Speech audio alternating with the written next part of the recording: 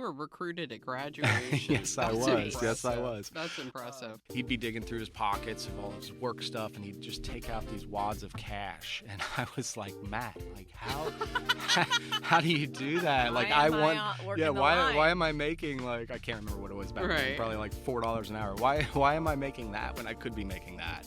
And then you're doing your experiential learning while you're here. So you're taking this real life experience and experiential learning while you're already in this role, and those worlds intersect, right?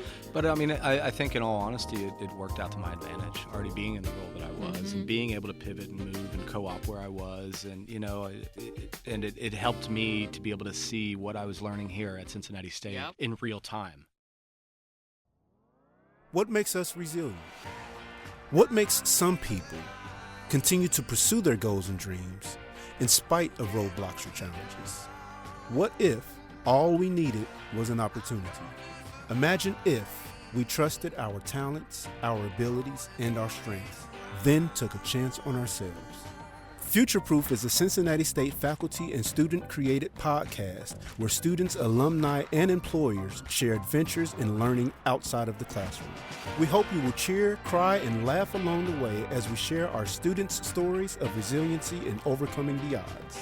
Find out what happens when we finally stop saying no and start saying yes. Hello, and welcome to FutureProof, the Cincinnati State podcast where we interview our fabulous alumni and hear their stories of resiliency and success. And we are excited to have a guest with us today who is not only an alumni, but also now an employee of Cincinnati State, Mr. Michael Whitley. Welcome to FutureProof. Thank you for having me. And you are? I am Jane Martin Dressing, and a co-op and internship coordinator in Humanities and Sciences. And I'm Amy Donbar. I'm the interim associate dean of the business division right now. So have you noticed that we have had maybe 3 guests now who not only graduated, but started working here, started teaching here? Absolutely. So what do you think that's about? The alumni that get so invested in their experience that they want to teach the next people. I think it's the third person. It's Kim Hart-Mung. Yes. It's last week's guest who hasn't The landscape aired yet. horticulture guy. And and Michael. Yeah, it's 3. So what's that about? Well, I mean, for me, going through the program, I did hospitality management as well as culinary arts, and I just thoroughly enjoyed both programs, all my classes, all my professors, the staff, the faculty, everybody here. And when we were at Xavier at the Cintas Center graduating, walking, Paula Kirchsmith approached me and asked if I wanted to be an adjunct, possibly. And I actually thought she was joking, so I kind of laughed. I was like, haha, that's funny. And she's like, no, seriously, I think that you would, be good at this position. You were recruited at graduation. Yes, I was. Yes, I was. That's impressive. And, with my busy schedule, at that time I was a GM of a fine dining steakhouse in the city. And, you put in a lot of hours. Oh, yeah. So, I politely declined and said, I would love that, but unfortunately I don't think that it really works right now for me. And, so over the course of the summer, not being here, already graduating and being away from Cincinnati State, it's like I had separation anxiety from the school. I did. I missed the interactions. I missed the classes. I missed the students. So I thought long and hard about it, and I contacted Paula back and said, you know what, if you have space for me, I'd love to do it, love to join the team. So fall of 2017, I became an adjunct. Nice. And to answer your question, I think that, the students here, and, we've got such an eclectic group of students of all different ages, on different parts of their journey through life, that I think that, there's a lot of opportunities to where, people might be able to step into those roles. So this place just provides that opportunity to where it's kind of an easy transition. So walk us through how you got here to Cincinnati State to be a student. Yeah, so to be a student, I was in the hospitality industry. How did you get into that industry? Was that a direct path, or was Go there back, some back, college, back, yeah. college that started? We don't want to go too far back with me. Go way back. So it really just started, as a kid, as a teenager, having different various jobs, and obviously when you're that age, a lot of times you end up in the restaurant industry. Yeah. Ready, pick up. See, are you ready? Yeah. Yep. Our first guest, recognizing Laverne and Shirley, Yes. ladies and gentlemen. Go ahead. So, what was your first gig? What was your first restaurant job? Can you say? First restaurant job. I mean, it was probably like Hardee's. Okay. Hardee's. I remember. Is Hardee's still around? In the Yes, South? They're Carl's Somebody Jr. said yesterday. Oh. and They're there's the one same. on Okay. the east side. But I was telling There is. someone yesterday that there used to be one, I think, where Target is in Clifton on Calhoun Street when I was in undergrad. There were Hardee's. cavemen Okay. and woolly mammoths, and then there was a Hardee's right there. Hardee's. Okay, so you worked at Hardee's. So my first job, it was either Hardee's or Mr. Gaddy's. I can't recall. What is Mr. Mr. Gaddy's was a little pizzeria. I think there was only a few locations Okay. throughout the city, but it was Shout kind out of to Mr. Gaddy's. So, I don't think And they exist Hardee's. anymore, I know. but if Or they do, I'm sure Carl's they'd Jr. appreciate it. This episode is not sponsored by Carl's I think is that Or I feel Mr. like Gaddy's. That's a pirate's favorite restaurant. Hardee's. Is that right? Good one, Shane. I'll Okay, give you a high all right, five on all that. right, on top. I don't Okay. like it. Your high fives are not funny. Oh, really? Well, he's gonna tell us The how he high got fives started. need That to was come just- back. Everybody does the fist bump. It is better high than my fives. Arsenio. How do you go from Hardee's to fine dining? Okay, Way to thank know you, this. Jane. Thanks, Jane. Well, okay, yeah. So, Thank you. See. many different jobs in between that. Obviously being a young kid, I didn't really stick to one place.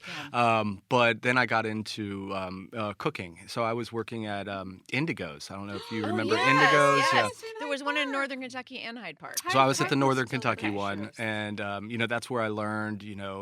It wasn't like a large restaurant or a large line Right. in the kitchen, but it taught me the basics.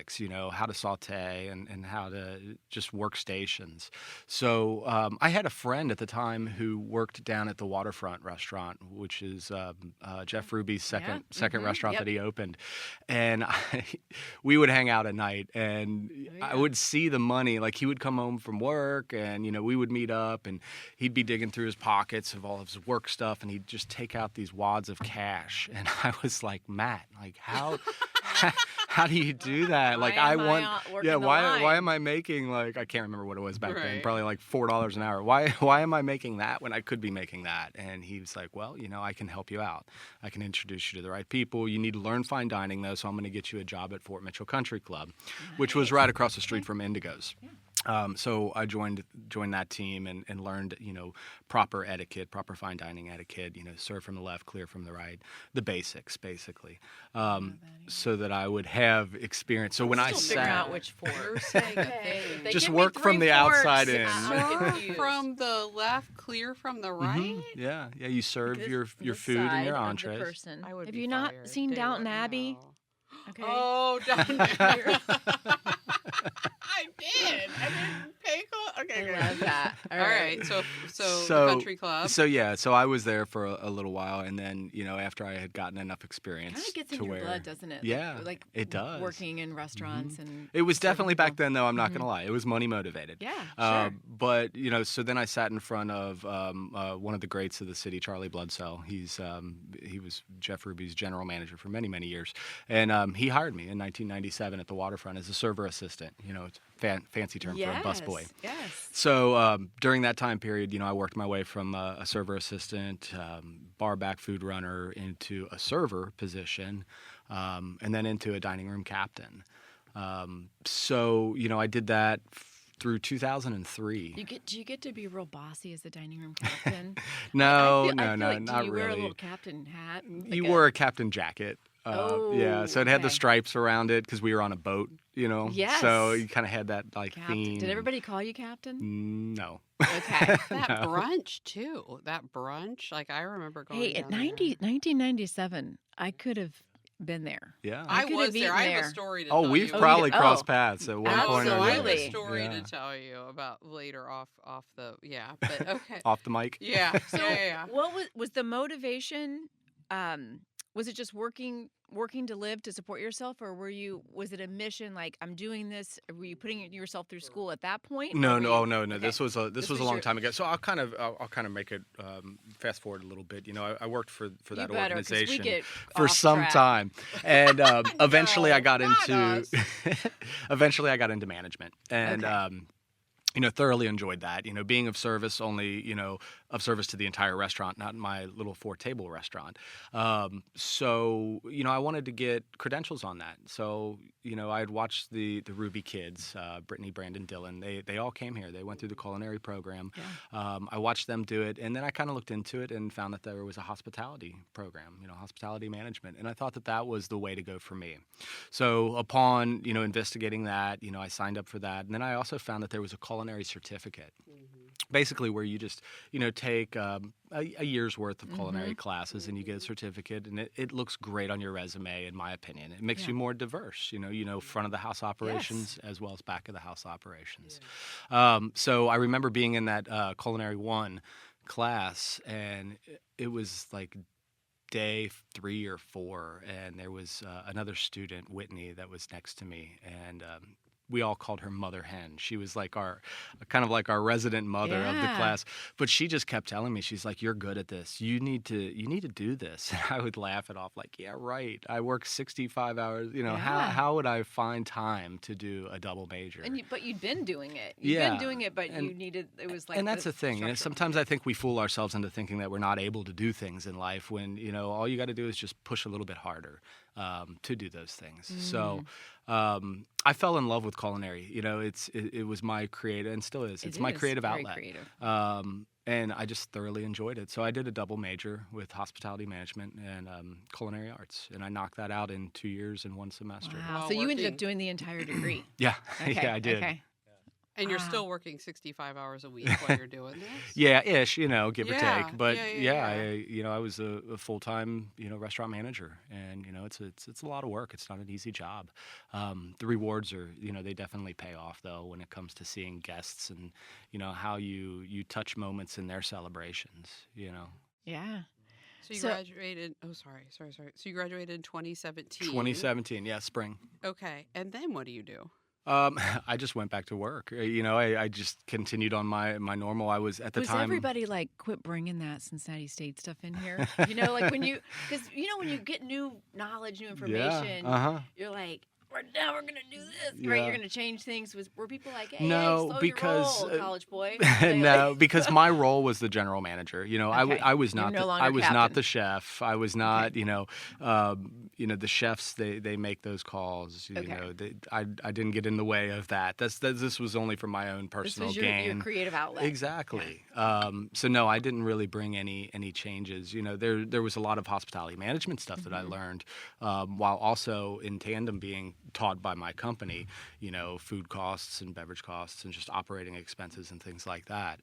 But no, I didn't really bring anything to where they, you know, said, "Hey, Okay. let's pull the brakes." Yeah, and I want to skip back because your story is so interesting. I want to go forward and back, and I want to do all the things. But while you were here, you did experiential learning. You did a co-op, right? And Well, so, my and how did that work for you? And I know. Yeah. Spoiler alert. I know. But how did that work Yeah. for Well, my co-op was kind of tied into my job already. you? Yeah. However, as a culinary co-op, you know, I needed to find culinary co-op hours. Okay. Being a front of the house manager, I don't have, you know, time or shifts to go back there and cook, you know, for those amount of hours. But I did. So that's what we just kind of flipped the switch. You know, I talked to, you know, the manager owner at the time. I did take a side dabble into a competitor, to where I went and worked for Tony's Steaks and Seafoods. Oh. That was for about a year. Oh. Yeah. I went back, trust me. So But during that time period, I was able to kind of flex my schedule to where I could get those back of the house hours and count it towards my co-op. Learning how to do things for service, like make the béarnaise for the steaks, and we learned that in class, Right. and that's great because you get those skills.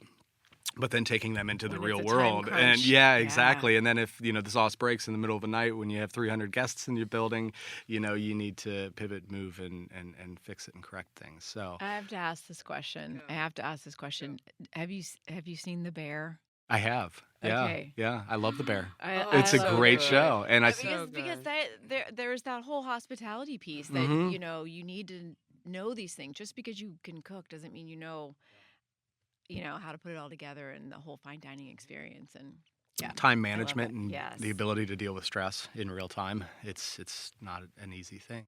when the sauce breaks. What does the sauce breaking mean for our listeners? Yeah. Is this like when I'm, trying to make something in my kitchen and I walked away and it's boiling Yeah. in my, Alfredo sauce? Well, hopefully is- that doesn't happen in your world. But, when the butter and the oil separate and, they don't congeal, that's That's the sauce breaking. yeah, that's so a sauce break. What's the recovery plan for that? Is it Um, it's out, throw it out, or can you? A little bit of heat and right. a lot of Ah. mixing. Okay. This is when we almost want to call in show. Like, listeners, call us with your Right. issues and problems. Did you We ever have listen to that? Michael. I loved that show. That people would call in and they'd be like, "I've got 4 lemons and some What and was an her olive name? and a Cooking. It was whatever," on and then 55 and she'd have to come KRC. up What with was a her recipe. Cooking. I don't with- recall this. It was No. 55 KRC. There was a call-in show, and it was Maureen. I don't even know. Where they call in on Sunday morning. No, it and was they'd be- Lynn Rosetta Casper. It was, and people would call in and they'd be like, "I have a case of Meyer lemons," and she'd be like, "Well, you're gonna make," like it was Just right wild. on the fly, come up Yes, with she a Come recipe. up with a recipe. I loved That is that. cool. I have one lime. We haven't some done any of pork. this, by I'm the way. sorry. It's too much fun. It's too much. Pork. So, but I've got a how was slab of that pork. like? So it's really interesting because you're working in fine dining Mm-hmm. as a GM, Mm-hmm. and then you're doing your experiential learning while Then you're it here. starts So you're teaching. taking this real life experience and experiential learning while you're already in this role, and those worlds intersect. Yeah. Right. But I mean, I think in all honesty, it worked out to my advantage. Already being in the role that I was, and being able to pivot and move and co-op where I was, and it helped me to be able to see what I was learning here at Cincinnati State Yep. and Midwest Culinary Institute in real time. In my Yeah. in my daily Yes. in my Yeah. daily operations. It's beautiful. yeah. It's beautiful It because you was said, really "Well, cool. I just used my job," but I was like, "You used your job." It's I think really it's interesting beautiful. that you had this person in your culinary group that thought Yeah. Uh-huh. that you were really good at the cooking side, but were you ever in class and just had this feeling like, I already do all this stuff. But I mean, there was new knowledge to be had, even though you'd been working in this field. It was Yeah, like, I mean, some of not so much in the culinary side. Most of that was new to me. I had made béarnaise before, but just in the classic French techniques and ways that they do things. Back in the day when I thought I could cook, when you think you can cook and you're chicken breast and shake and bake, that's not really the same thing. I look at it vastly different these days than I did back then. So I always enjoyed dabbling in the kitchen, but now it's kind of on a different level. My wife, she now he is says béarnaise. she is intimidated, and she will rarely cook because she feels that it doesn't measure up to my cooking. And I always try to tell her, like, no, it's fine. Like, you're great. Just put that half a jar of soy sauce in there. It's good. It's fine. It's fine. Well, and I could tell, you when you interviewed to come here, you part of your interviewing to come to Cincinnati State to work, you had to prepare a meal in front of the chefs and The hiring committee. the hiring committee. Ooh, Yeah. Right I've in never the- had an interview like In that. our demonstration kitchen. Yeah. Right? What did you Whoa. So that was my second interview Second of interview. 6, and the second interview, 6? yeah, I had 6 Dang. interviews. So I moved all the way up That the was up the the ladder. second? I don't even want to know what you did So- for the 6th if you're cooking on the second. Uh, Like, Clip toenails. Might have to edit that, Nate. Sit in front of the culinary kitchen. We want to see you manicure your toenails. Go. That does feel like it would be a culinary interview. Like, let's see. We can tell how he would prepare What's the the salmon cutting by how he technique? cut his big toenails. You're right. It's like you're in charge of that committee. Go ahead. So second interview. So second interview was the demo theater, and Chef Greg Skabinski sent me the itinerary of what I needed to do and how I needed to do it. So basically, I had 50 minutes. I had a page full of ingredients to where I had to butcher a chicken, break that chicken down, create a chicken dish, a starch, as well as a vegetable, and then make a French omelet. So in my mind, I'm like, okay, I can break down a chicken. I can do this. I could, I'm picturing this Saturday Night Live, Julia Child with the chicken, and she cuts her finger, and there's blood everywhere. Right, like. Luckily, I have all 10 digits still. So that's amazing. so sorry. The chicken, so and then I pictured the Swedish chef on the Muppets with the chicken running around behind it like Die Furker in die Spooner. I'm sorry. No, that was great. No, I'm sorry. Go ahead.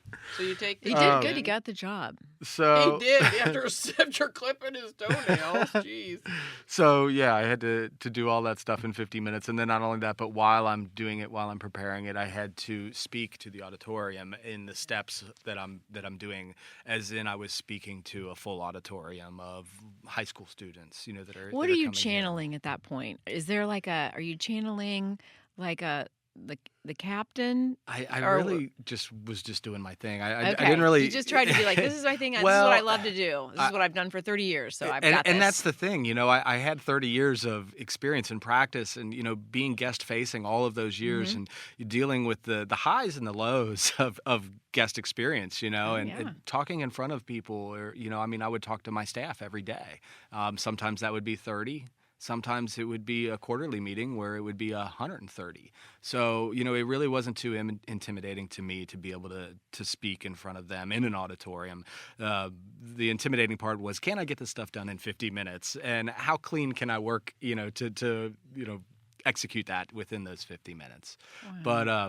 But, it all went pretty good, or at least that's what I was told. I got hired. And I feel like before we move on, I feel like this is the right time to ask that question that you told me before that you wanted to know. I feel like this is a perfect time. Okay. Go ahead, girl. I want to know which celebrity chef are you most like? Are you like the British people that are like, it's really awful, but it's a lovely crumb, Or are you more like, you should just go, quit your job and slice meat in the deli because you're not a cook? I just kind of do my own thing. I don't think that I'm. What were you gonna say, Amy? You're leaning the in. Michael Whitley TV show with hosting. It's coming in the dish. We're gonna bring it. We're bringing it back. Yeah, we're bringing it back. He could do that because your new role. So we skip forward to the interview, but he didn't answer his question about the. Oh, do you watch the cooking? I'm sorry. He did. He said he has his own. Like that's. I was dropping the mic. Is that not good enough? Do you want another answer? Do you watch a celebrity? Definitely not British. Definitely not Hell's Kitchen. Okay. Somewhere in between.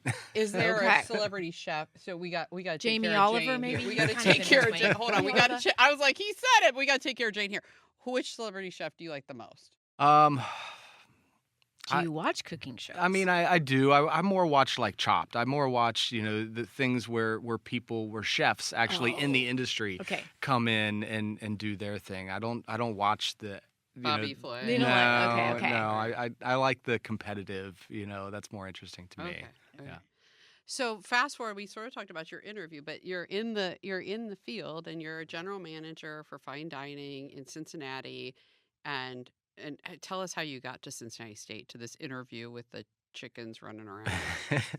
To the interview, well, so. I was adjunct from 2017 to 2020. Obviously, 2020 spring semester, that was an interesting time. We had to pivot and we had to figure out the class that I was teaching was culinary production, to where you teach students how to run the front of the house and the back of the house. Wow. So and now you're doing that from your living wait room. on guests and yes, and then I was so I started making sourdough bread. That was my cooking adventure.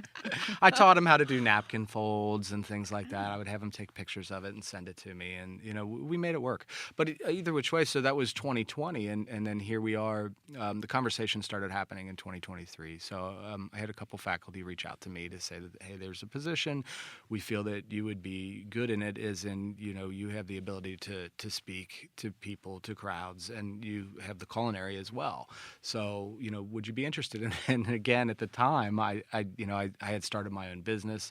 I had left the fine dining industry because I have a young child, and I wanted to be You wanted to get present to know their name. in his life. Yes, Who are you? I wanted to be present in his life. Yeah. So I changed things up. I opened a consulting business, and so I wasn't really into it at first because I was focused on my new business. Yeah. But as I thought about it and I sat on it, here I am again. I want to come back, just like I did from a student to an adjunct. Yeah. From adjunct to director. I said, this is just such a great place with such great people. The program's awesome. The students are awesome. And then, why is it this secret? Yeah. We work here and we feel sometimes like, hey, it's kind of a secret. Like, and we interview people and they've had these wild experiences and they're doing cool stuff. And like, more people need to know about this. We gotta get some followings on this. We gotta elevate this on this podcast. We gotta elevate Cincinnati State. Did you just say you're working? Yeah. Yes. Yeah. We get a live cooking podcast. Or just a sponsor from fine dining. I don't like think my, that he like, wants us anywhere near the kitchen. I will say that I put myself through college waiting tables. Did you? Yes. Locally? Well, I was in Indiana. Okay. And I was a vegetarian and I worked at a place called the Sirloin Stockade. Yeah. So that's, yeah. I would love the interviews when I would interview a server and say, hey, do you know the different cuts of beef? Can you describe to me the difference between a filet mignon, a New York strip, and a ribeye? And they would be like, I'm actually a vegetarian, as we're sitting in one of the greatest steakhouses in Cincinnati. Yeah. Like, Well, let me tell so you, you the do want this Sirloin job, Stockade huh? was mostly a trough Yeah. of a buffet, steak Uh-huh. buffet. Oh, okay. So no one was ordering off the menu Yeah. there. So all I got to contribute to this is I worked one day at Bennigan's. One day. What happened? Yes. Like, there's got to be a story behind that one day. Yeah, I bought all Yeah. the things, all the shoes. I had the black shoes, and I bought the Non-slip. vest and the Okay. uniform, and all. I was all in.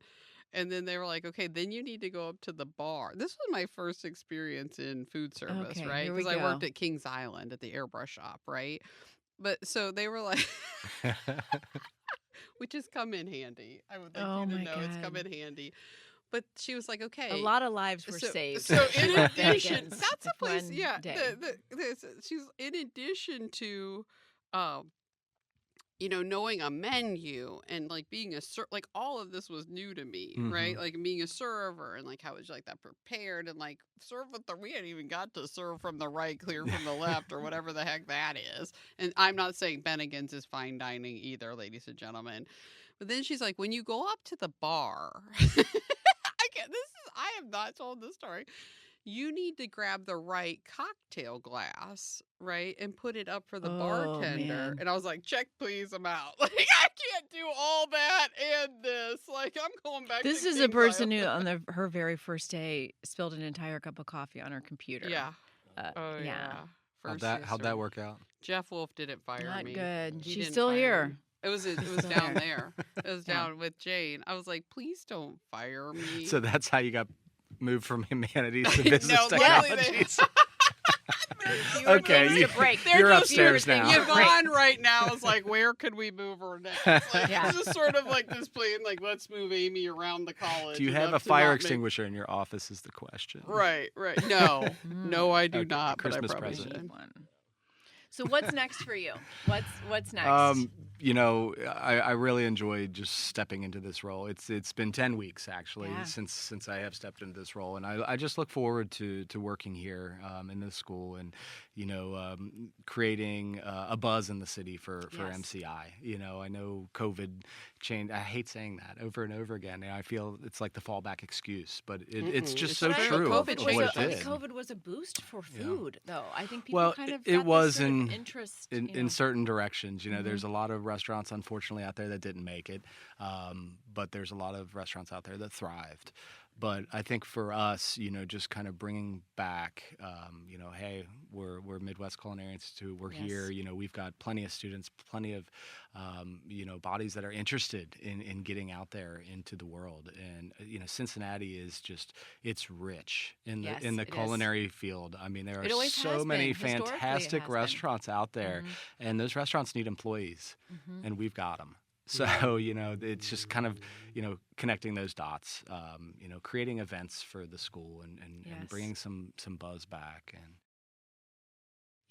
shining a light on these great programs. Really look forward to it. Building scholarship funds for them as well. That's it's great. I remember I had one that was that was pushed on me. So it was and it was just so nice to kind of give me that cushion.